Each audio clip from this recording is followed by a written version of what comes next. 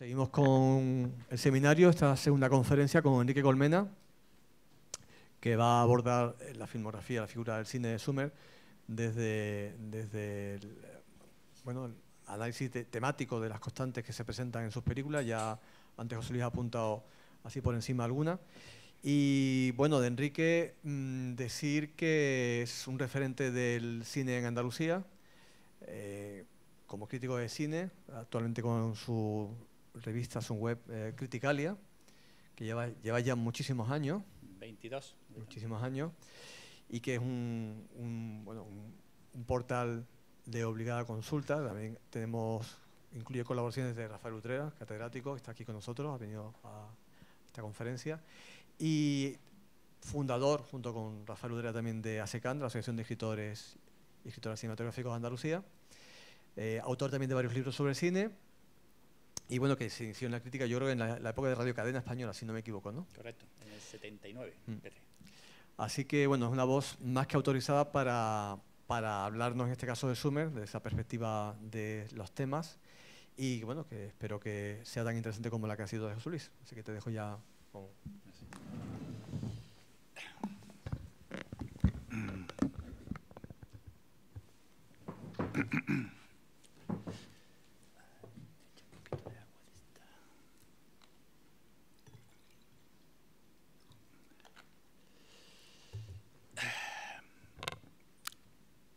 Buenas noches, ¿se me oye? Parece que sí, ¿no? Bueno, antes que nada quería agradecer en primer lugar a Miguel Olid por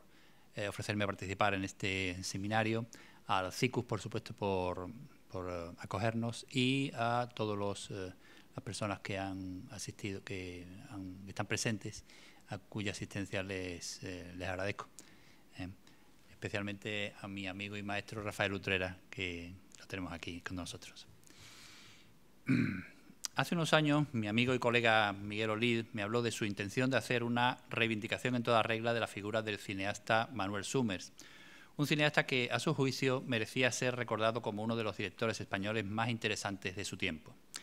Algún tiempo después, Miguel me preguntó por mi opinión sobre Summers como cineasta y le dije lo que en aquellos años sentía, y era que mi impresión, lógicamente tamizada por el paso del tiempo,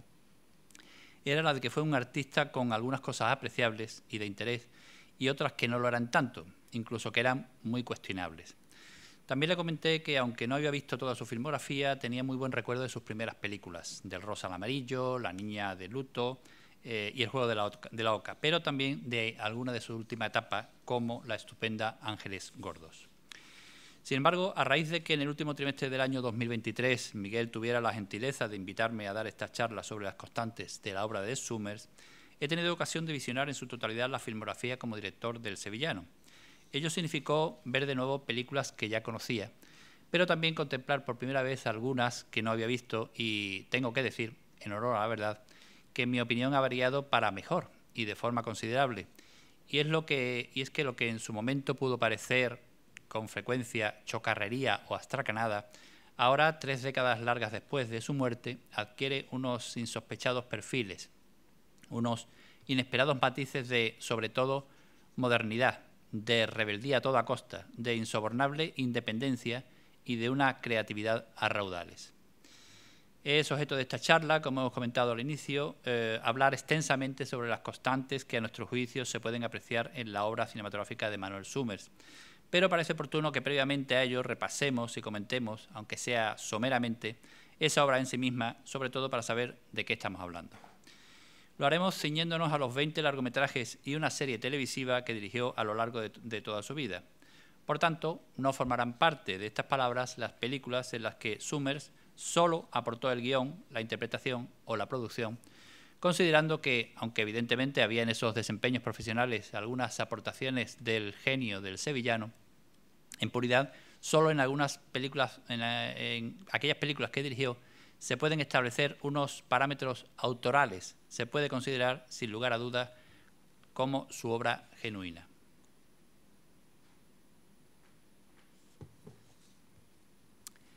Manuel Summers nace en 1935 en Sevilla, en el seno de una familia acomodada que tuvo 9 hijos, familia en la que el padre era Francisco Summers e Isern,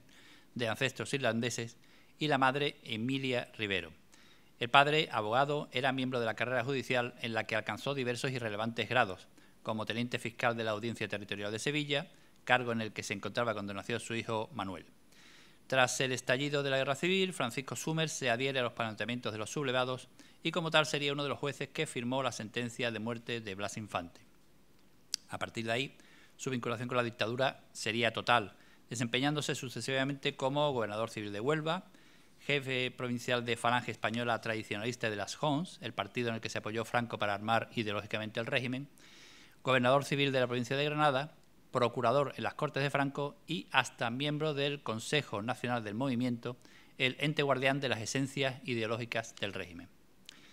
Como es de suponer, ese padre muy conservador no debió sentirse muy feliz ante el hecho de que no uno, sino hasta 4 de sus hijos, Manuel, Guillermo, Francisco y Tomás, decidieran dedicarse al mundo de la farándula, en muy diversas ocupaciones. Manuel como dibujante, guionista, director, actor,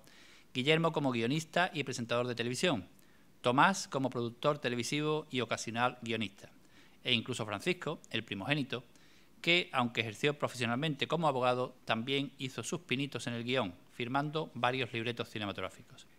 Es cierto que en la familia había un antecedente de vocación artística, porque el hermano del adusto Francisco Summers, llamado Ricardo, que firmaba sus obras como Cerny, se dedicó profesionalmente durante toda su vida a la pintura y especialmente al dibujo, en este último caso mayoritariamente dentro del género de humor,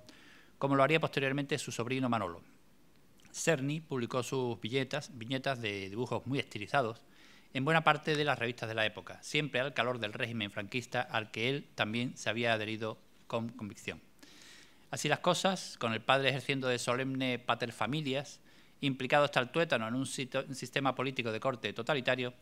un régimen no precisamente benévolo con la cultura y mucho menos con el humor, tendremos ya servida una de las características fundamentales en el cine de Manuel, la rebeldía a todo trance, una rebeldía que el jovencísimo sevillano enarbolará desde su infancia y adolescencia para conseguir encaminarse hacia el mundo del arte, tema que desarrollaremos más adelante. Manuel, a instancias de la familia, inició estudios de Derecho, que compaginó con su verdadera vocación, la pictórica, enfocada hacia el humor, formándose en la prestigiosa Academia de Bellas Artes de San Fernando. Posteriormente marcha a Madrid a estudiar en el llamado Instituto de Investigaciones y Experiencias Cinematográficas, que posteriormente se transformaría en la que sería mítica Escuela Oficial de Cine, alma mater de la mayor parte de lo que la historia del cine conoce como el nuevo cine español. Carlos Saura, José Luis Borau, Miguel Picazo, Basilio Martín Patino, Mario Camus, Jorge Grau, Pilar Miró. El sevillano se gradúa con 2 prácticas de fin de carrera, sendos cortos titulados El Muertín y El Viejecito, que ya prefiguran algunas de las características del futuro cine profesional de Manuel Summers, como la mirada compasiva hacia los más desfavorecidos, en un tiempo en que tal cosa era una rara avis en el cine hispano. A lo largo de casi 30 años, Manuel Summers realizará como director una larga y fructífera, aunque ciertamente irregular, carrera en el mundo del audiovisual, casi toda ella rodada para el cine y con un último producto filmado expresamente para la televisión. Esa carrera, sobre la que vamos a hablar de sus constantes, la repasaremos someramente para después hablar más en profundidad y en extensión sobre sus características. Así, recordaremos que Summers debutó en el cine profesional en el año 1963 con Del rosa al amarillo, una dramedia romántica en 2 segmentos, el primero dedicado al amor en la adolescencia y el segundo al amor en la vejez, un film de ciertos perfiles neorrealistas, pero en el que se podían detectar también ciertas influencias de la Nouvelle Vague, consiguiendo la Concha de Plata en el Festival de San Sebastián. Sin embargo, en taquilla la película funcionó desastrosamente. Su siguiente film, ya en 1964, será La niña de luto, interpretada por unos jóvenes Alfredo Landa y María José Alfonso, una comedia negra, en el fondo un pequeño gran drama sobre los efectos indeseados del arraigado luto de la época en el normal desarrollo de una relación de noviazgo, de nuevo con toques neorrealistas e incluso costumbristas. Curiosamente, la película debía ser un segmento más del debut del cineasta sevillano, Del rosa al amarillo, pero circunstancias económicas aconsejaron posponer su rodaje y darle un tratamiento personalizado, en lo que a la postre se revelaría como una acertada decisión. En taquilla, esta vez sí, funcionó bastante mejor que su ópera prima. Su tercer largo, estrenado en 1965, será El juego de la oca, una dramedia romántica cuyo tema central era el adulterio, tema no precisamente agradable al régimen franquista, cuya ultramontana vena nacionalcatolicista seguía inmutable. La intervención de Pilar Miró en el guión confiere una interesantísima mirada femenina a la historia, en una película nada complaciente, que gira en torno a la figura de la amante, una mujer adelantada a su tiempo que no concibe la vida bajo los parámetros habituales de la época: casarse, tener hijos, etc. En el film, de nuevo, no es difícil encontrar las influencias del cine de Truffaut, en especial de las películas de la saga dedicada a Antoine Doinel, ya adulto. La muy apreciable acogida en taquilla de esta cinta anima a Summers a afrontar uno de sus films más personales. Estamos en 1966 y su título es Juguetes rotos, peculiarísimo documental y una de las cumbres de su carrera, rodada en numerosas localizaciones en España y Francia, que parte de la admiración sin límites que Manolo sentía por el futbolista vasco Guillermo Gorostiza. A partir de ahí, el cineasta construye un coherente relato documental que gira en torno a 4 grandes áreas: el teatro de varietés, el fútbol, el boxeo y el toreo, en cada una de las cuales entrevistará a antiguos ídolos ya olvidados, esos juguetes rotos del título, gente que lo fueron todo y que en su vejez ya no eran absolutamente nada. Juguetes rotos presenta un concepto modernísimo, un documental que podría estar hecho ahora, en pleno siglo XXI. Está a años luz del cine que se hacía en la época, pero no solo en España. Tampoco en el resto del mundo se hizo una aproximación como esta a viejos ídolos para contemplarlos desde una compasión cómplice, desde una piedad en absoluto impostada. Como la aventura comercialmente suicida que realmente era, la película, muy costosa por tantas localizaciones, se estrella en taquilla y obliga a Summers a reconducir su carrera, cosa que tendría que realizar varias veces a lo largo de su filmografía.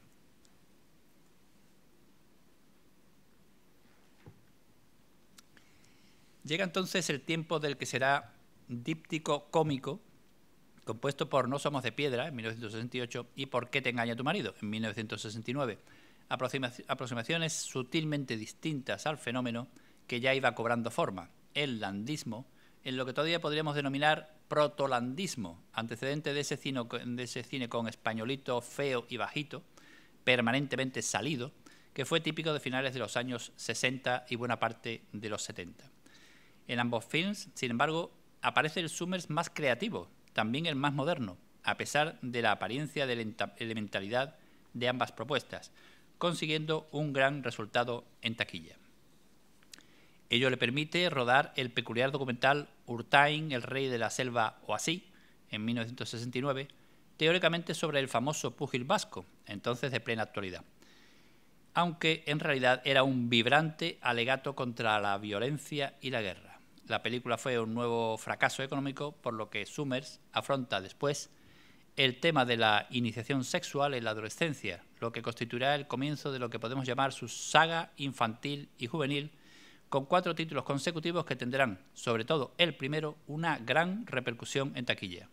Así llegan Adiós cigüeña, adiós, en 1971, su continuación El niños nuestros, en 1973, Ya soy mujer, en el 75, y Mi primer pecado, en el 77. Sin embargo, la progresiva y decreciente repercusión comercial de este pack infantil-adolescente aconsejará a Summers un cambio de registro, y lo hace con un delirante film transido de humor surrealista y vertiginoso, El sexo ataca, primera jornada, que rueda en 1979 en la errónea creencia de que el sexo en pantalla, en clave paródica, seguía funcionando. Pero era ya el tiempo de las películas clasificadas S, los blandipornos, con lo que los espectadores erotómanos, que entonces eran legión, no prestaron mucha atención a esta heterodoxa propuesta summersiana. En 1980, Summers emprende la aventura americana con uno de sus proyectos más queridos, Ángeles Gordos, una historia romántica de corte epistolar en la que los que pretenden ser amantes se mienten mutuamente en su correspondencia postal para ocultar sus adiposidades, una película trufada de amor, pero también y sobre todo de miedo a no gustar, en lo que supondrá una de las cumbres del cine summersiano, un film sensible, distinto, que marcaba un posible nuevo itinerario para el cine del sevillano. pero la inesperada inoportunidad de su fecha de estreno, el 20 de febrero de 1981, solo 3 días antes del fallido golpe de Estado de Tejero, echó por tierra la taquilla. Y es que los españoles no estaban en esos momentos precisamente para ir al cine. El fracaso comercial de este empeño, costoso por haberse ejecutado en el otro lado del charco, con un equipo técnico y artístico mayoritariamente norteamericano, supuso un muy duro golpe para Summers, que se vio obligado, como ya le había ocurrido en otras ocasiones, a volver a un cine más comercial, más fácil de rentabilizar en taquilla. Será entonces el momento en 1982 de Todo el mundo es bueno. La fórmula era conocida porque en los años 60 Televisión Española había emitido ya un programa titulado A Objetivo Indiscreto, en el que con una cámara oculta y una serie de colaboradores que ejercían de ganchos se colocaba a personas de la calle en situaciones absurdas. La película de Summers, con ese mismo esquema, funcionó muy bien en su humor más bien elemental, basado en esa comicidad que surge de enfrentar a gente corriente con cosas inusitadas y surrealistas, como la famosa escena del león en el urinario callejero. Además, era una película muy barata, cuya notable repercusión taquillera movió a Summers a repetir la jugada 2 veces más, en el 83 con el título de Todo el mundo es mejor y en el 84 con el título de Todo el mundo es demasiado. Sin embargo, la taquilla fue decreciendo a ojos vistas y pronto fue evidente que ese venero ya estaba agostado. Entre medias, Summers intenta otro camino, en este caso dentro del terreno de la parodia religiosa, fórmula que en el cine mundial, años atrás, en 1979, había conseguido un resonante éxito con La vida de Brian, de los Monty Python, que se convertiría en un clásico en su género. No está muy lejana esa fórmula de La Biblia en pasta, rodada en el 84 por Summers, una sátira sobre algunas de las historias más conocidas del Antiguo Testamento, como la expulsión de Adán y Eva del paraíso, el asesinato de Abel por Caín o el Arca de Noé. Lamentablemente, este costeado empeño, con gran número de figurantes, maquetas, transparencias, etc., tampoco funciona bien en taquilla, abortando una segunda parte que se anunciaba en su final, pero nunca se llegó a rodar. Los réditos comerciales de la trilogía iniciada con Todo el mundo es bueno animan a Summers a afrontar un nuevo proyecto que entroncaba con lo que hemos dado en llamar su saga infantil y adolescente, convirtiéndose en lo que quizá fuera su empeño más personal y autobiográfico. Hablamos de Me hace falta un bigote, rodada en el 86, una película entre la metaficción, asistiendo al proceso de creación de la misma con el propio Summers como protagonista, y la evocación nostálgica de ese primer amor en el que aparece el pequeño Manolo, interpretado por un apocado niño de 10 años. El film será otra de las cumbres summersianas, una delicada obra llena de matices sobre el dolor del amor no correspondido, a la par que sobre el proceso de gestación de la obra artística. Pero el experimento, que en buena medida era el film, no es bien acogido por el público, quizá en la creencia de que nos encontramos con un estrambote sin mayor interés de la saga infantil y juvenil de Summers, y no de un sentido epílogo a ese periplo narrativo que constituyó su conjunto de películas con niños y sentimientos. Tras el fracaso comercial de esta película, el éxito del grupo musical Hombres G a mediados de los años 80, grupo liderado por David Summers, hijo de Manolo, dará la idea al cineasta sevillano de hacer una cinta en torno a la canción que hizo famosa esta banda pop. Surge así en el 87 el film titulado Sufre Mamón, dramedia entre romántica y musical, con su hijo como protagonista en una película que no fue de las más inspiradas de Summers. Su éxito comercial le animará ya en el 88 a rodar otra entrega sobre el grupo, ahora con el título de Suéltate el pelo, con una fantasiosa conspiración de una banda criminal para sacar los cuartos a David y a los componentes del conjunto musical. Film que mantiene el mismo tono impersonal del anterior, aunque toda la parte final, con una alocada persecución de una ambulancia por las calles de Madrid, nos devolverá al Summers más vertiginoso y en forma.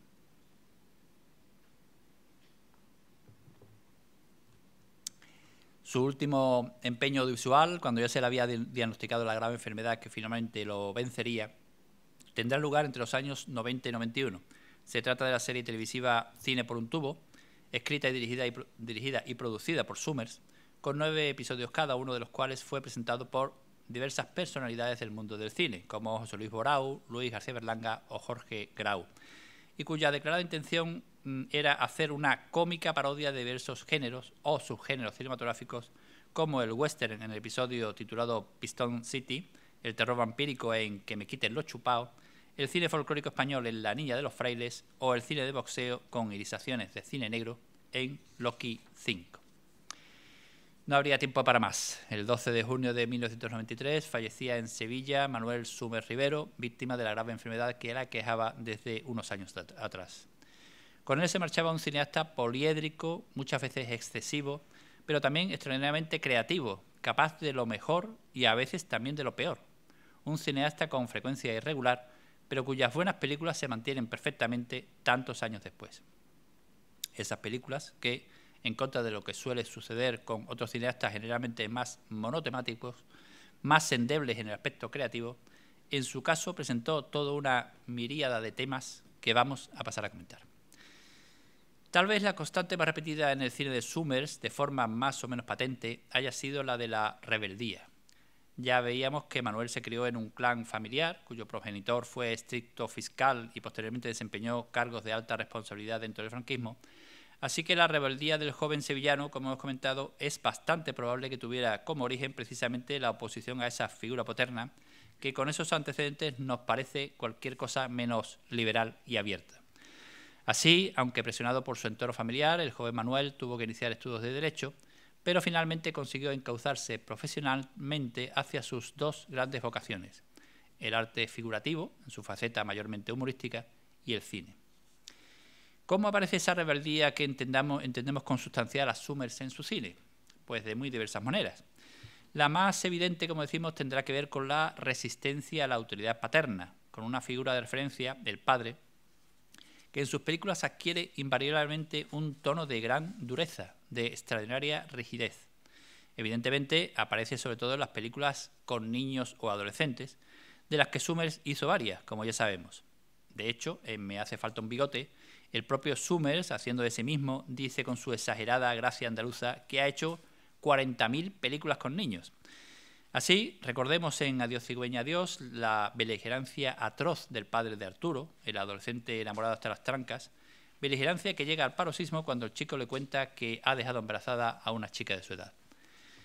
Pero habrá más casos en ese mismo pack de películas infantiles, como el del padre de la protagonista de Ya soy mujer, otro intolerante de libro, o incluso en una peculiar variante, con padres putativos que directamente ignoran a su tutelado, como ocurre con la tía del protagonista de Mi primer pecado.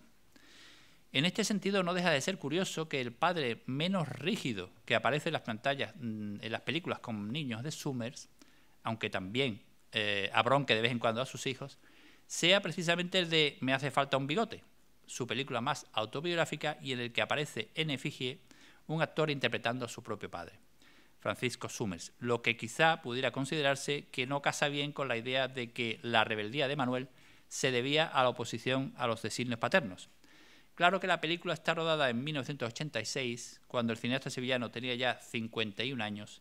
y nos parece evidente que el recuerdo de aquellos años de niñez estaban entonces ya inundados más por la nostalgia que por el resentimiento. Pero esa rebeldía no será solo ante la intolerancia paterna. En puridad, todo el cine de Summers se basa en la resistencia, de una manera u otra, ante diversas formas de autoridad. Véase, por ejemplo, la rebeldía, aunque soterrada, ante elementos como la tradición represora y castrante que aparece claramente en La niña de luto, en la que los novios se verán sojuzgados una y otra vez por la costumbre hecha ley que hace que las relaciones de noviazgo entren en estado cataléptico cada vez que se muere uno de los viejos miembros de la familia. También los colegios estarán vistos en el cine de Summers habitualmente como entes represivos, instituciones en aquel entonces anquilosadas, que con demasiada frecuencia impedían a niños y adolescentes expresarse y desarrollarse con naturalidad. Así ocurre, por ejemplo, en el segmento infantil del Rosa al Amarillo, pero también el resto de la saga con niños del cine sumersiano, sin faltar ni uno de los títulos. Adiós cigüeña, adiós, El niño es nuestro, Ya soy mujer, Mi primer pecado, e incluso en su epílogo Me hace falta un bigote. Mención aparte para dentro de la rebeldía de Summers hacer alusión al anticlericalismo. Y decimos bien, anticlericalismo mucho más evidente nos parece que la antirreligiosidad que algunos han visto en el cine summersiano, que no nos parece tan clara. Por el contrario, sí nos parece que su postura ante el clero, curas, monjas y demás componentes, en especial si forman parte de la jerarquía eclesiástica, sí fue claramente negativa. Siempre se manifestó en franca rebeldía ante ellos. Prácticamente de forma general, cada vez que aparece un cura o una monja, Summers lo pinta o bien como un elemento represor que actúa contra los deseos de sus feligreses, con frecuencia los monaguillos sumersianos, todo un microcosmos dentro de su cine, o bien como tipos y tipas ridículos de los que el humor del cineasta sevillano da buena cuenta, riéndose a placer de sus beaterías, de su opulento buen vivir y de su intransigencia trasnochada.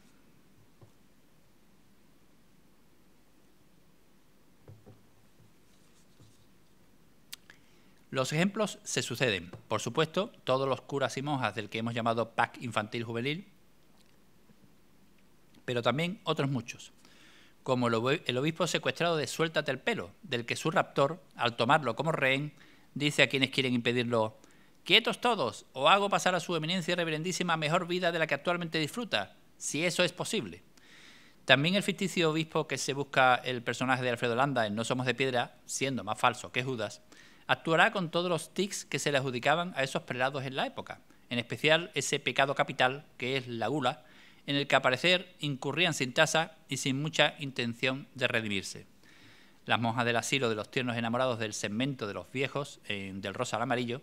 tampoco se puede decir que estén vistas con buenos ojos, siempre vigilantes cual buitres, para que los pobres ancianos no puedan tener siquiera una casta relación amistosa. En El niño es nuestro, la superiora de la inclusa, en la que está internado el pequeño Draculín, el peculiar nombre con el que los chicos llaman al bebé, también se demostrará dura e inflexible ante las súplicas del grupo de niños. Véase por el contrario que cuando aparece Dios sin intermediarios, como el Yahvé de la Biblia en pasta, aunque el film está hecho en evidente clave de humor, siempre se le da un trato respetuoso, deferente, presentándolo con una voz tonante enteramente como si fuera el Dios de los 10 mandamientos, y sin utilizarlo directamente para las muchas bromas y chanzas que constituyen el tema del film. ¿Y qué decir del humor como una de las constantes del cine de Summers? Pues ciertamente que aparece de una u otra forma, más claramente o más veladamente, en casi todo el cine del sevillano. Hay películas en las que el humor es prácticamente el tema por excelencia, como es el caso de No somos de piedra o Por qué te engaña tu marido, film que están hechos para mover a la risa o al menos a la sonrisa del espectador. No digamos ya en la trilogía iniciada por Todo el mundo es bueno, que busca a todo trance la carcajada del público, o en la Biblia en pasta, que usa la parodia sobre algunas de las más conocidas historias bíblicas para provocar la risa, o El sexo ataca, que juega con el humor sexual con igual intencionalidad. Por supuesto, eso es también lo que buscaba la serie televisiva Cine por un tubo, en la que se parodiaban a placer los géneros y los tópicos cinematográficos, con algunas escenas, como la del boxeador viejo y ciego, cuyo perro Lazarillo es también invidente, con sus correspondientes gafas negras, que son ciertamente todo un hallazgo visual y conceptual. Pero es que en realidad en otros títulos que supuestamente no van por ese camino también aparecerán, aunque sea ráfagas, esos rasgos de humor sumersianos en los que al cineasta andaluz tanto le costaba no caer. De hecho, caía siempre.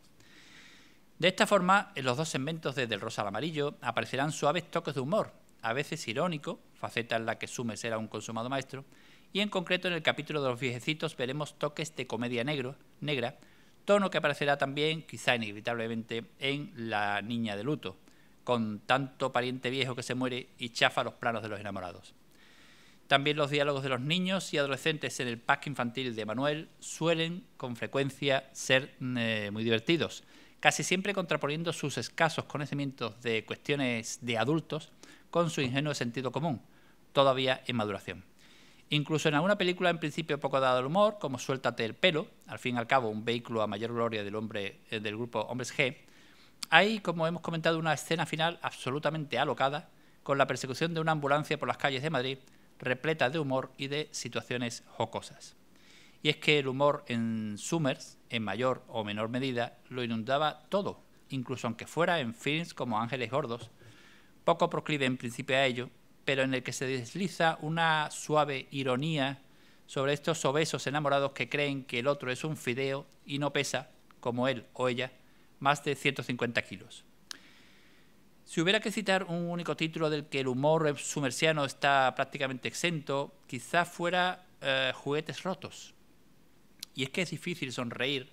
no digamos ya reír, con las imágenes de aquellos que fueron rutilantes estrellas, y después fueron, siguiendo con el símil galáctico, poco menos que agujeros negros. ¿Qué tipo de humor, aparte del paródico, presenta Summers en sus películas? Pues podría decirse que en buena medida el cineasta trasladaba al cine la particular comicidad de sus viñetas humorísticas de los medios en los que publicaba sus dibujos, como La Codorniz o Hermano Lobo. Así, era relativamente frecuente que insertara algún dibujo de su autoría como contrapunto humorístico a las imágenes reales, y también era habitual y muy efectivo el recurso al flash rapidísimo que en apenas unos segundos deslizaba en la trama un contrapunto destroyer, como el personaje de Landa en ¿Por qué te engaña tu marido?, ametrallando en su calenturienta mente a la sirvienta cuando ésta lo interrumpe en su acercamiento a la imponente de turno. Pero no se puede dejar de comentar, si hablamos de Summers y humor, su tendencia hacia la comicidad grotesca. Buena parte de sus películas está poblada por personajes frikis, por entrañables monstruos, enlazando con ello con una tradición cultural del grotesque que en España va desde el teatro de Valle Inclán a algunas de las películas de Edgar Neville, como La Torre de los Siete Jorobados, o buena parte del cine de Berlanga, como La Escopeta Nacional y París-Tombuctú. En el cine de Summers, en esa tradición del grotesque a la española, habría que citar a Celedón Parra y sus peculiares interpretaciones como el Adán de la Biblia en pasta, que hablaba como si fuera Tarzán, siempre con infinitivos, o el inenarrable José Rivera Caracolillo, de Todo el mundo es bueno,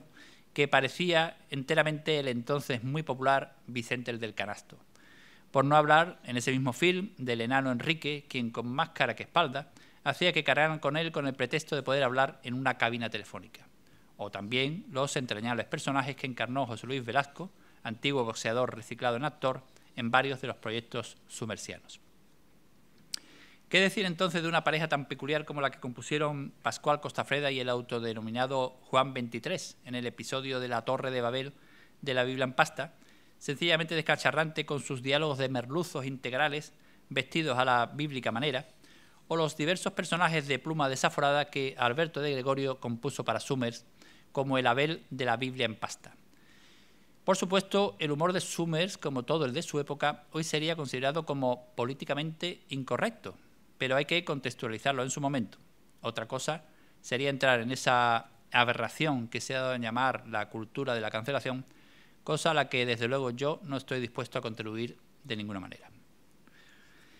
En líneas generales se puede decir que el humor cinematográfico summersiano era eminentemente popular. No era un humor culto ni intelectual, sino que jugaba en otra liga, la de la risa franca y ancha, provocada con frecuencia por el chispazo de la broma, del chiste escenificado. Su humor fílmico se basaba mucho en el llamado humor visual, en el que nos reímos de lo que vemos en pantalla, sin necesidad de diálogos. Un humor que Summers gustaba mucho de provocar con recursos tales como la cámara acelerada, presente en films como ¿Por qué te engaña tu marido?, pero también en otros teóricamente tan lejanos como Urtain, El rey de la selva o así, con lo que entroncaba también con el más primitivo y genuino de los humores cinematográficos, el slapstick o humor de la patada en el trasero y el tartazo en la cara, típico del cine cómico mudo. También habrá lugar, sobre todo en La Biblia en pasta, para otro de los tipos de humor muy característicos de la época, los años 80, el humor que basa su comicidad en los anacronismos históricos, presentando personajes del tiempo del Antiguo Testamento con elementos o diálogos actuales que resultan más o menos divertidos precisamente por esa falta de correspondencia histórica entre unos y otros. Si hablamos de humor de colores, habrá que decir que el más transitado por el sevillano, como queda dicho, fue el negro, el de la comedia negra, pero tampoco Summers desdeñaba el humor verde, el relativo al sexo, sobre todo en, evidentemente, El sexo ataca, pero también en otras como La Biblia en pasta y, por supuesto, el díptico compuesto por No somos de piedra y ¿Por qué te engaña tu marido? El humor marrón, quizá el más básico, el más elemental y vulgar de todos, que hace comicidad sobre los fluidos humanos menos nobles, tiene en general poca repercusión en el cine de Summers, aunque encontremos algunos ejemplos como una escena literalmente pedorra en Suéltate el pelo. En cuanto al humor surrealista, un humor de estirpe grouchiana, encontramos una película summersiana que se puede considerar plena de ese tipo de comicidad. Hablamos, por supuesto, de El sexo ataca, lo que debe ser atribuido en principio al hecho de que los populares cómicos Typical, que la interpretaron, fueron también junto a Summers los autores del guión. Pero ese tipo de humor, ya sin la presencia de los célebres cómicos, estuvo presente también en otros films summersianos, como la trilogía iniciada por Todo el mundo es bueno, donde la comicidad absurda y extravagante de las situaciones planteadas a los primos era con frecuencia surrealista, en un tipo de humor distinto, que jugaba sus bazas exclusivamente en colocar a gente corriente en momentos imposibles y ver cómo reacciona.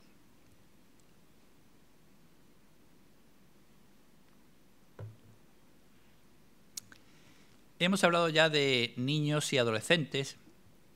y hemos comentado las muchas películas de Summers con este tipo de personajes como protagonistas.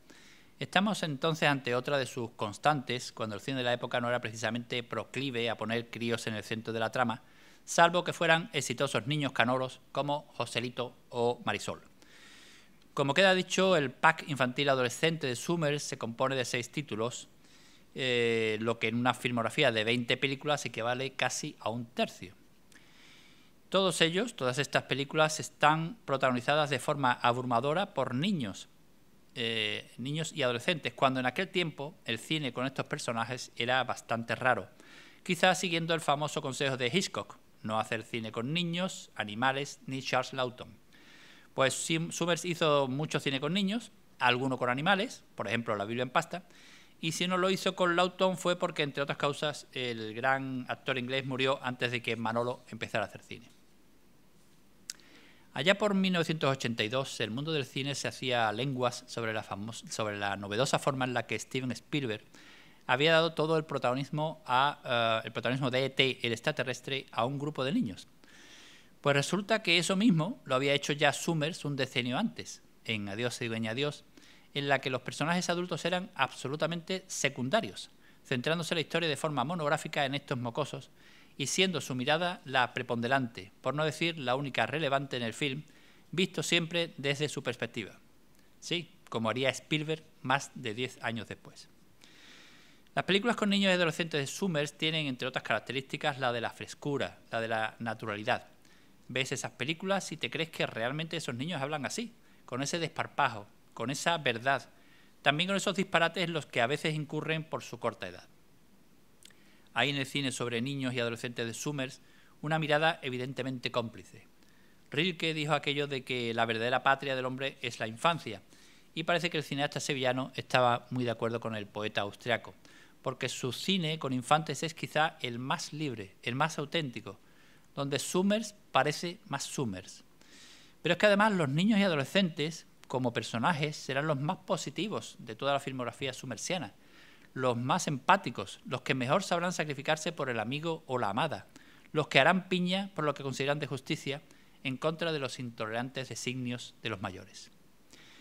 Evidentemente, el díptico que se lleva la palma en esa visión tan favorable sobre la infancia es el compuesto por Adiós, cigüeña, adiós y El niño es nuestro. En puridad, una única historia en la que los críos darán toda una lección no solo de amistad y sacrificio, sino de sentido común dentro de sus todavía cortas luces. Sin lugar a dudas, otra de las grandes constantes del cine del sevillano podemos decir que es el sexo, aunque tendremos que matizarlo, porque también lo sería el amor. Ya sabemos que aunque ambos conceptos pueden ir juntos, también pueden ir por separado. Y podemos decir que en el cine de Summers suele ocurrir precisamente eso. Además, con una peculiar diferenciación por edades. Así, el sexo a palo seco, el puro deseo carnal, casi siempre del hombre hacia la mujer, pero también alguna vez, como veremos en sentido opuesto, estará reservado en el cine de Summers a los adultos, aquellos que han cumplido ya la mayoría de edad. Los ejemplos son muchos, como el díptico formado por No somos de piedra y Por qué te engaña tu marido, films en los que el deseo sexual del pobre españolito de a pie intentará consumarse, casi siempre infructuosamente, aunque en el segundo de esos títulos, cuando topa con una ninfómana, la cosa se complica. Ese caso de la ninfómana, que interpreta una estupenda Esperanza Roy, es también el que citábamos hace un momento como deseo desatado de mujer a hombre, poco frecuente en la época y no digamos en el muy machista landismo. Pero habrá también deseo sexual en otros films summersianos, como por ejemplo El sexo ataca y El juego de la oca, bajo los ropajes de, en este último caso, de un adulterio adulto, si vale el casi trabalenguas, o La Biblia en pasta, mayormente en el pasaje de la manzana de Eva y sus consecuencias. Por cierto que, además de poner en pantalla, con frecuencia con los ropajes del humor, algunas escenas de sexo, progresivamente más calenturientas conforme iba aflojando la censura hasta desaparecer, llama la atención que en el cine de Summers también habrá lugar para lo que podríamos llamar el sexo pensado o imaginado, cuando el deseo sexual delira con situaciones morbosas que le gustaría reproducir, lo que aparece de forma retirada sobre todo en No somos de piedra y ¿Por qué te engaña tu marido? Como una derivada vinculada al tema del sexo, habría que hablar del interés de Summers por la ruptura de tabúes, también emparentada evidentemente con esa rebeldía suya de la que ya hemos hablado. Porque el cineasta sevillano parece tener una especial fijación en romper toda una serie de anatemas, que sobre todo en la época franquista era impensable que fueran vistos en una pantalla de cine. Así podríamos hablar del tabú del adulterio en El juego de la oca, si bien es cierto que no fue Summers quien primero tocó ese tema en el cine español de la época, pero sí el que lo hizo de una forma más clara, suponiendo el asunto central del film, además sin mojigaterías, de una forma adulta, en una España cuyo gobierno todavía trataba a los ciudadanos como menores de edad. No será el último tabú que hará trizas Summers. Poco después será otro de los temas no gratos para el franquismo, la píldora anticonceptiva, la entonces novedosa pastilla que permitía algo parecido a una planificación sexual y reproductiva, un medicamento que ciertamente a finales de los años 60 no era precisamente apreciado por un régimen en el que el nacionalcatolicismo seguía teniendo una fuerza singular. Pues en ese contexto tan poco propicio para hablar de la píldora anti-baby, Summers la pone en primera línea en su No somos de piedra, allá por 1968, bien que con los ropajes del humor, que siempre parece más llevadero para la censura. Pero ahí estaba, probablemente por primera vez en el cine hispano, una pareja en la que, a instancias del marido, se plantea la posibilidad de tomar la famosa pastilla ante la numerosísima prole que se iba acumulando en la familia.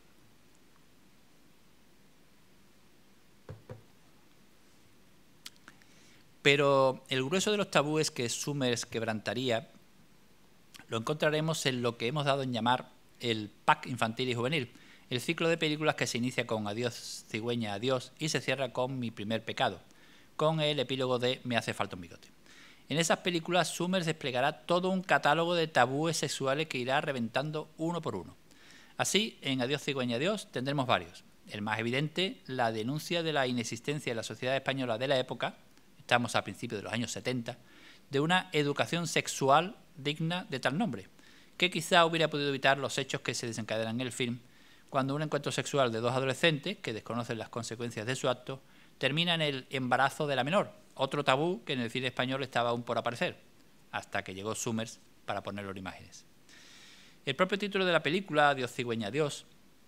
ponía ya en cuestión que mantener pamemas como el mito de la cigüeña o aquello de que los niños vienen de París no era precisamente la mejor de las fórmulas para tener una educación sexual sana y equilibrada. De hecho, Summers volverá de nuevo sobre el tema de la educación sexual en El sexo ataca, dedicada monográficamente al sexo en todas sus variantes, aprovechando que ya en ese tiempo, en el 79, la censura había desaparecido. El sevillano presentaba en esa película, bajo los ropajes del humor surrealista típico de Typical, todo un compendio sobre sexo, desde la descripción anatómica en clave chistosa de los respectivos aparatos sexuales de hombre y mujer,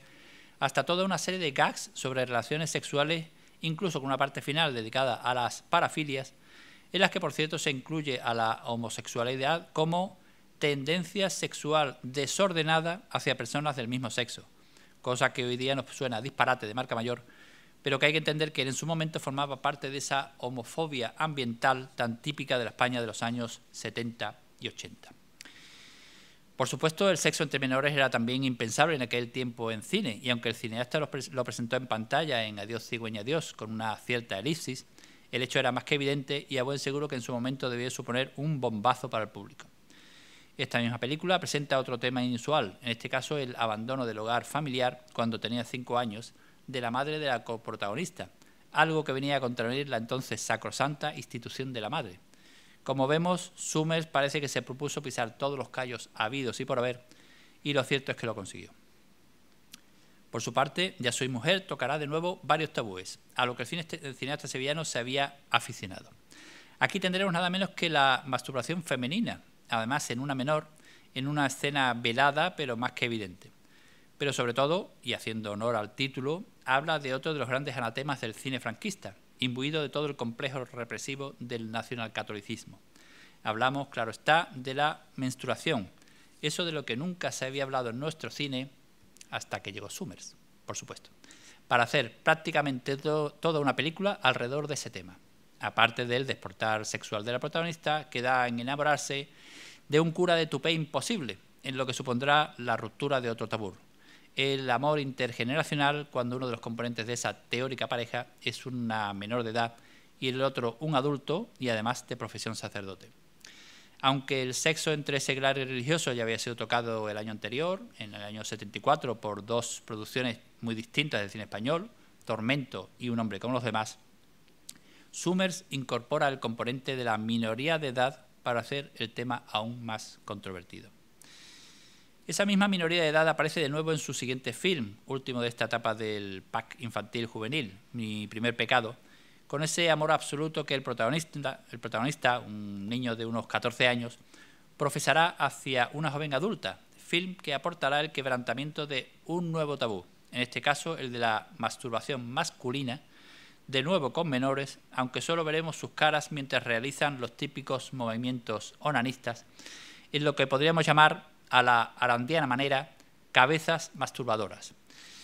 Pero no será el único tabú que Summers se atreve a poner en pantalla en ese film. En varias escenas, los niños, calientes cual palo de churrero, se dedican con la chica adulta a esa práctica tan morbosa como vilmente acosadora de, en el autobús, colocarse detrás para rozar sus partes pudendas con el trasero de ella. Práctica de feo nombre que en aquel entonces era relativamente común, aunque hoy quiero creer que está afortunadamente olvidada, pero que en cualquier caso nadie había osado poner en pantalla nunca en el cine español, ni siquiera ya en esa fecha, en el 77, cuando el sexo lo inundaba todo en el cine de la España de la Transición. Sin embargo, aunque no cuantitativamente, sí cualitativamente hablando, nos parece que el amor tiene una apreciable presencia en el cine de Summers, porque el romanticismo, ese amor absoluto, con frecuencia puramente platónico, estará presente sobre todo en el pack infantil-juvenil summersiano que ya hemos comentado. Adiós cigüeña, adiós, el niño es nuestro, ya soy mujer, mi primer pecado y me hace falta un bigote. Amores infantiles idealizados que, salvo en el caso de Adiós cigüeña, adiós, no tendrán una consumación física y aun en ese caso se puede decir que es casi un accidente. Incluso en De rosa al amarillo, no solo el romanticismo estará en el inicial segmento adolescente, sino también, y de qué manera, en el melancólico otoñal romance de los viejitos del asilo. Si antes hablábamos de niños y adolescentes como frecuentes protagonistas de las películas de Summers, no podemos dejar de hablar de otro segmento de la población por edad que también fue objeto del interés del sevillano en su cine, aunque es cierto que no con tanta profusión, pero sí nos parece que con igual profundidad y convicción. Hablamos, claro está, de la ancianidad. Aparte de su práctica de fin de carrera al viejecito, que ya indicaba su interés por esa etapa final de la vida, Summers dedicó media del rosa al amarillo a estos viejos arrumbados en un asilo, como muebles que a nadie interesa, menos a Summers, claro. Y hablamos también, por supuesto, de ese monumento a la ancianidad olvidada, que es en gran medida Juguetes rotos, en la que un puñado de viejas glorias serán recuperadas para la pantalla, también reivindicadas, por un director que de esta forma pagaba su rendida admiración hacia uno de ellos, el gran Gorostiza. Pero si hablamos del interés de Summers por los viejos, también tenemos que hablar de su rabiosa modernidad, otra de las constantes de este cineasta singular. Hoy día es corriente ver escritos en pantalla los textos de los WhatsApp que se intercambian los personajes. Pues Summers, en películas como No somos de piedra, utilizaba los bocadillos típicos de las viñetas, pero para también en pantalla reflejar los pensamientos de sus personajes, mayormente el del protagonista, ese salido de manual que componía extraordinariamente Alfredo Landa.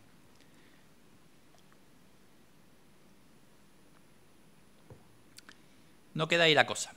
¿Qué película podríamos mencionar en la que aparecieran conjuntamente algunas características de directores tan dispares como Mariano Zores, Jean-Luc Godard y Pier Paolo Pasolini? Pues esa película es ¿Por qué te engaña tu marido?, la libérrima adaptación del relato homónimo de Venceslao Fernández Flórez, que evidentemente por temática, españolito salido deseoso de sexo a todas horas, entroncaría con el landismo y por tanto con Mariano Zores, su máximo cultivador. Pero es que, por otro lado, la película de Summers presenta una originalidad absolutamente inusual en el cine español, que ha citado, por cierto, José Luis Ordóñez hace un rato, cual es que los títulos de crédito son declamados de viva voz por el cura y el monaguillo de la boda. Es decir, no hay créditos escritos, sino que el sacerdote va preguntando al acólito por los participantes en la película, por sus oficios, a lo que éste le va respondiendo en cada caso. Interpretación: Alfredo Landa, Lari Soldevila, Esperanza Roy, mientras vamos viendo a esas personas y al resto del equipo técnico y artístico en pantalla, bien como protagonistas de la ceremonia o bien como invitados de esta. Una genialidad parecida la hizo Godard en la presentación de su película Le Mépris, El desprecio, declamando en off al comienzo del film los principales intérpretes y técnicos. Pero es que también Pasolini haría en Uccellacci e Uccellini, Pajaritos y pajarracos, algo parecido, al presentar los créditos del film sin aparecer escritos en pantalla, sino cantados, terminando con un divertido dirigiéndola, arriesgó la reputación Pier Paolo Pasolini. Pues nuestro Summers aportaría con esta peculiarísima presentación otra forma muy original de darnos a conocer los participantes en su película, algo que desde luego nadie había hecho ni hizo nunca en el cine español de la época. No será el único rasgo de modernidad de ese film, sino que habrá más, como toques de vanguardista metalenguaje, con ese Emilio Laguna dirigiéndose a cámara al comienzo del film, identificándose como amigo del director y comiéndose un plátano en directo, cuya cáscara incívicamente arrojada al suelo tendrá luego un papel determinante en la conclusión del film. Pero la cosa no se queda ahí, sino que el propio Laguna, como narrador omnisciente, tras un final en el que el personaje de Landa pone pies en polvorosa ante la nueva bella de turno, propone un final alternativo, otro final más agradable para el público medio, y así lo presentan, como un final más edulcorado, claramente en clave irónica, cuando no sarcástica. Cuando hoy día se habla de la modernidad de los finales no cerrados, Summers ya hacía algo parecido medio siglo antes. Pero quizá el momento más extraño de ¿Por qué te engaña tu marido?, y también el más avanzado para su época, tendrá lugar en varias de las escenas en las que vemos al personaje de Landa, en su imaginación, en la supuesta relación que establece con la chica hippie que encarna Patty Shepard. Algunos de los compañeros ideológicos de la chica aparecerán en varias ocasiones gritando: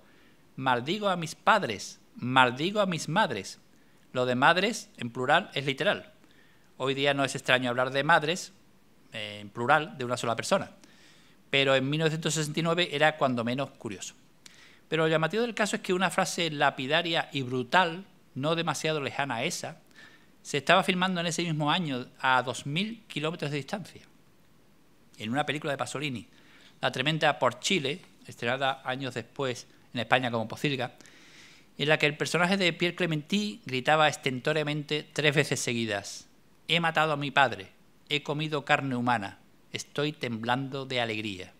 en una desaforada película contra la intolerancia paterna que en la muy humilde cinta de Summers encontró una inesperada resonancia. El hecho de que ambas se rodaran prácticamente a la vez evidencia que, como decía Humberto Eco, estamos ante un raro caso de poligénesis, de la creación simultánea de contenidos con cierto parecido, aunque en el caso del cine español, dada la falta de libertad del régimen franquista, se vio mucho más limitada en su expresión. Por supuesto, una frase como esa de «maldigo a mis padres, maldigo a mis madres», debió dejar en shock a la España del 69, una España ultracatólica que seguía manteniendo el cuarto mandamiento, el de «honrarás a tu padre y a tu madre», como uno de sus valores de referencia más señeros. Hablando de modernidad, hoy se habla de la autoficción como el no va más de lo moderno. Los cineastas más adelantados, más atrevidos, nos presentan pasajes de su propia vida más o menos fantaseada, de tal manera que no sabemos si lo que se nos cuenta es verdad, mentira o las dos cosas a la vez. Pues Summers hizo esto ya a mediados de los años 80, en Me hace falta un bigote, en el que lo veremos en su casa, con sus hijos y amigos, y en pleno proceso creativo de esa misma película en la que él aparece como guionista y director,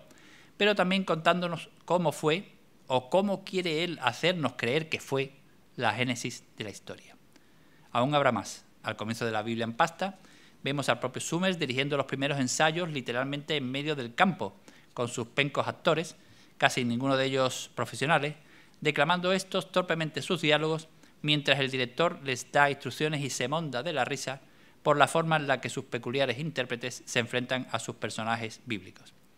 Así que todos los que ahora hacen autoficción y parece que son lo más de lo más, que sepan que Summers ya lo hacía hace casi 40 años. Otra de las tendencias que vemos con frecuencia en el cine de Summers es la de un realismo con cierta tendencia al costumbrismo, que veremos especialmente en aquellos films no estrictamente humorísticos del sevillano, aunque ya hemos visto que de una forma u otra casi siempre afloraban algunos rasgos de comicidad. Pero ese realismo de raíz costumbrista estará sin duda en sus primeros títulos, del rosa al amarillo, tanto en el segmento infantil, donde asistimos a juegos y rutinas típicos de los críos, como en la parte de los ancianos, donde también se nos mostrará el día a día de un asilo. Aunque quizá el film realista y costumbrista por antonomasia de Summers sea La niña de luto, con esas costumbres hechas ley de la Andalucía profunda de la época, con esa descripción de los hábitos cotidianos de una localidad rural de los años 60. En el pack infantil adolescente, este tratamiento artístico abunda con los usos y costumbres de los niños protagonistas y sus familias, y no digamos en los documentales puros de Summers, Urtain, El rey de la selva o así, y por supuesto en Juguetes rotos, que es puro realismo, incluso puro naturalismo, un poco a la manera de Émile Zola, con ese acercamiento cómplice pero también melancólico a los viejos ídolos que se estean añorando su gloria mientras esperan la llegada de la muerte.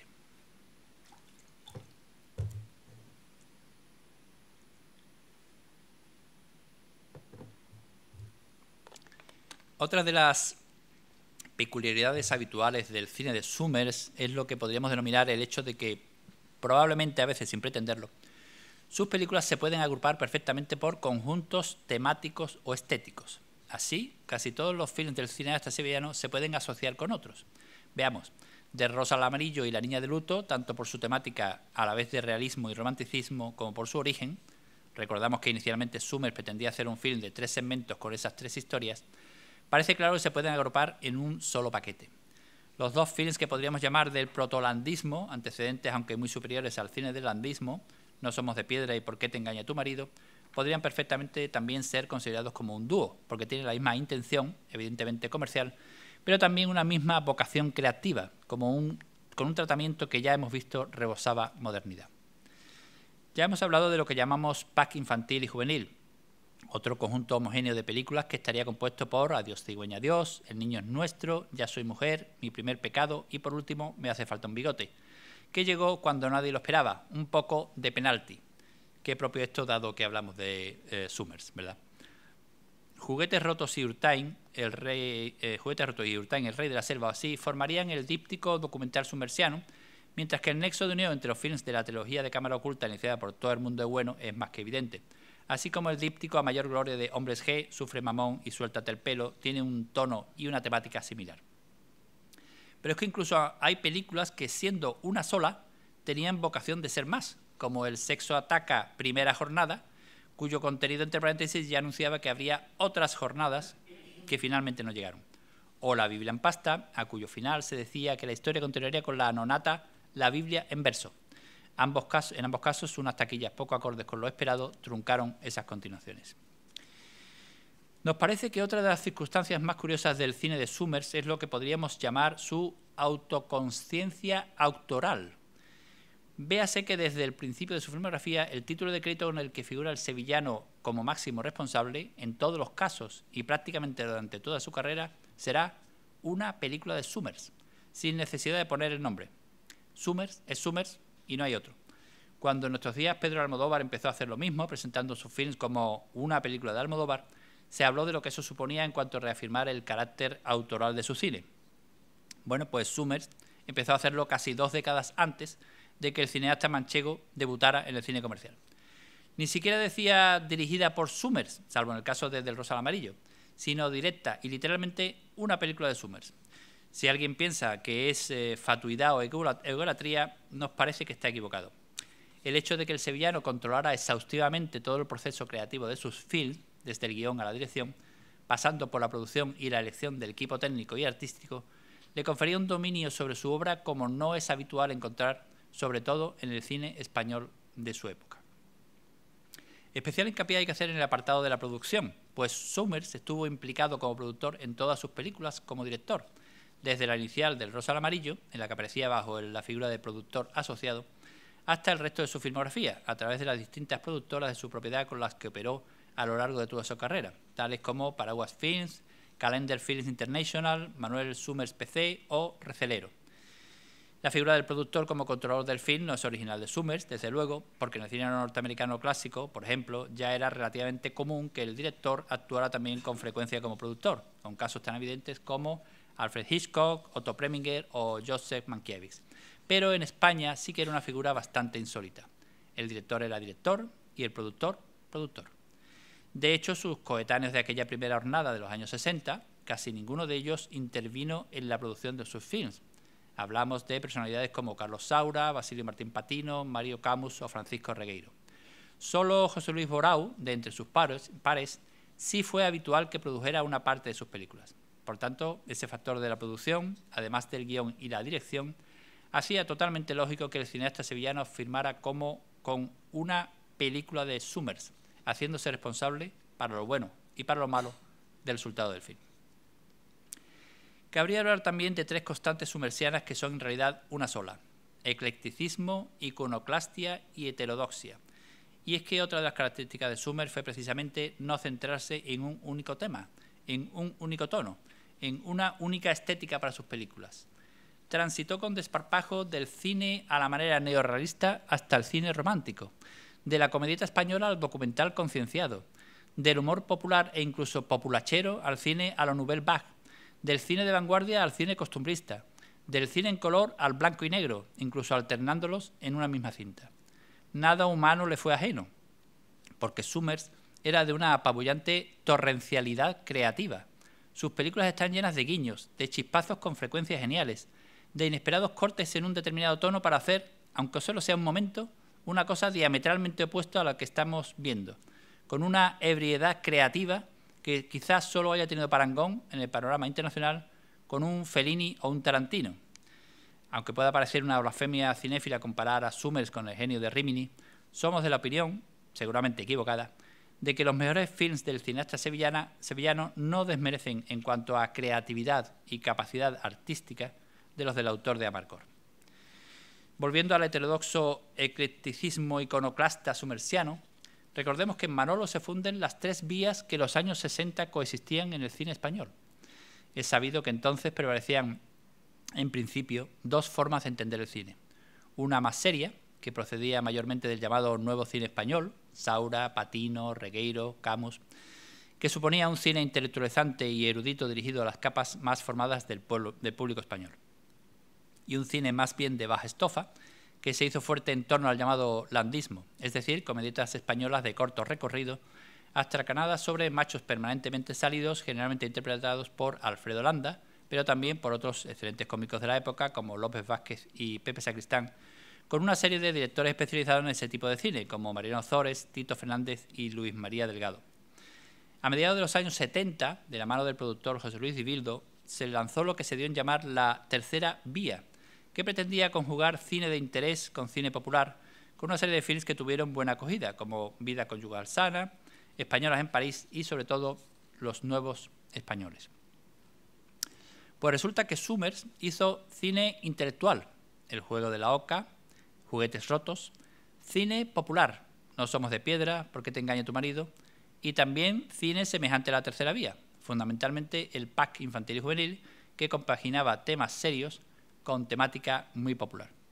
Así que, como el famoso aceite lubricante de los milusos, Summers sería en el cine de la época el 3 en 1, a la vez erudito y populachero, y encima de todo también clase media. Un auténtico verso suelto en el panorama del cine español en los casi 3 decenios en los que se desarrolló su política obra.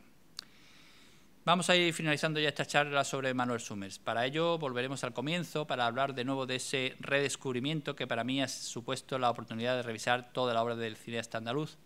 encontrando matices nuevos, propuestas creativas que siguen plenamente vigentes, aunque también, por qué no decirlo, que algunas de sus películas, muy pocas, han envejecido mal. Pero el conjunto de la obra summersiana es de una modernidad, de una torrencialidad artística como pocas veces se ha visto en el cine español e incluso mundial. una obra poliédrica de un cineasta cuya clave para esa extraordinaria ebriedad creativa creemos que radica en su conocimiento exhaustivo tanto del lenguaje fílmico como del pictórico. Ese conocimiento dual enriqueció su cine, confiriéndole la chispa genial, la inmediatez, el arranque de improvisación creativa típico del humor de viñeta, que él supo adaptar como nadie al cine. Porque Summers utilizó para su obra cinematográfica esa cultura pictórica que desarrolló como humorista gráfico, asumiendo su esencia como de fogonazo para hacer más originales, más inesperadas, más cautivadoras sus propuestas fílmicas.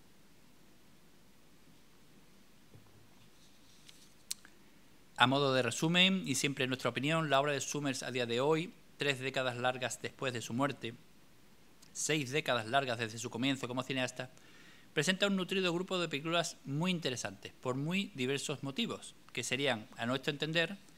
Del rosa al amarillo, La niña de luto, El juego de la oca, Juguetes rotos, Urtain, el rey de la selva o así, Adiós cigüeña, adiós, Mi primer pecado, Ángeles gordos y Me hace falta un bigote,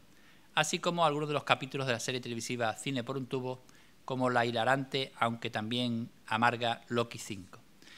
Habría luego lo que podríamos llamar una clase media, compuesta por el díptico protolandista No somos de piedra y por qué te engaña tu marido,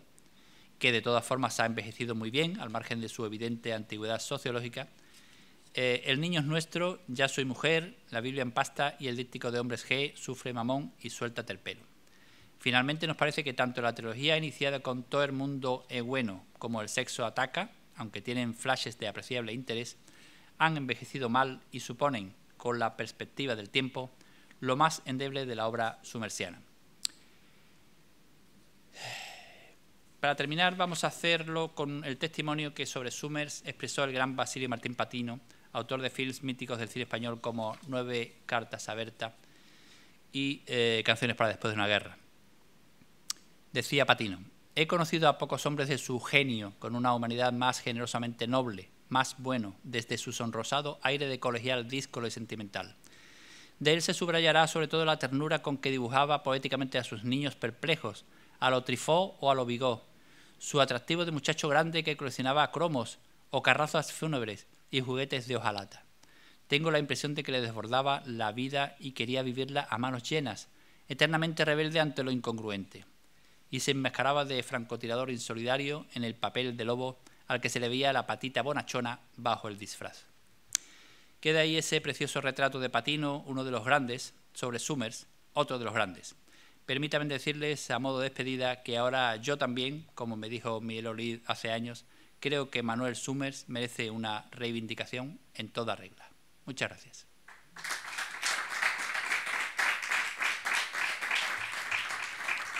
Gracias.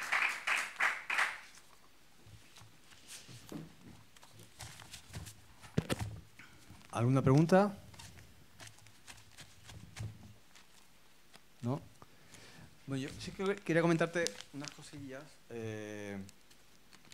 Juguetes rotos, que se ha hablado de un gran fracaso. Es curioso porque la publicidad de la época, yo no sé si se puede decir que eso influyó o no, ¿no? Porque la película, siendo un documental, siendo tan amarga como era, no tenía muchos visos de triunfar en taquilla. Pero es que la publicidad de la época, el eslogan que eligieron, creo que no fue muy afortunado porque decía: si usted quiere ver una película con final feliz, no vea esta. Claro, en los años 60, bueno, ya eso hoy sería suicida. Totalmente. Pero en los años 60, y ese fue el eslogan de la película. Después, tú has citado también, José Luis, los títulos de crédito de Por qué te engaña tu marido, que son geniales. Y hay un detalle muy curioso de esa película, es que todos los que salen, todo el equipo que sale técnico en la película, todos van con gafas. Que algo, a lo mejor la primera vez no te das cuenta, pero es que todos absolutamente van con gafas. O sea, es cierto. No sé si quería darle un aire intelectual o algo, un guiño o algo. Y después, bueno, que se ha hablado también de la trilogía, él se quedó con ganas de hacer, o sea, después del éxito de la trilogía de todo el mundo, José Frade, un productor con mucho olfato comercial, le encargó, o sea, se interesó en hacer una película. Entonces iba a ser una película de cámara oculta, pero muy especial porque iba a rodarla en todo el mundo. El título era La vuelta al mundo en calzoncillos. Y durante 2 o 3 meses, Summer, su hijo, que era su ayudante de dirección, y una persona, productor que trabaja normalmente con él, viajaron por varios países de todo el mundo, o sea, desde Japón, Kenia, América y tal, buscando temas, o sea, buscando situaciones, empapándose un poco de la sociología, de la realidad social de cada país, para ver situaciones o lugares donde poder hacer bromas de cámara oculta. Lo que pasa es que ya ese proyecto quedó eclipsado porque después llegaron lo de los hombres G y ya el éxito que supuso, la segunda parte y tal, y se quedó ahí. Bueno, ¿alguna cuestión entonces? ¿No? Bueno, pues muchísimas gracias, Enrique, y mañana seguimos a las 6 con otras 2 conferencias en las que se abordará, por un lado, el humor gráfico y también el tema de la censura.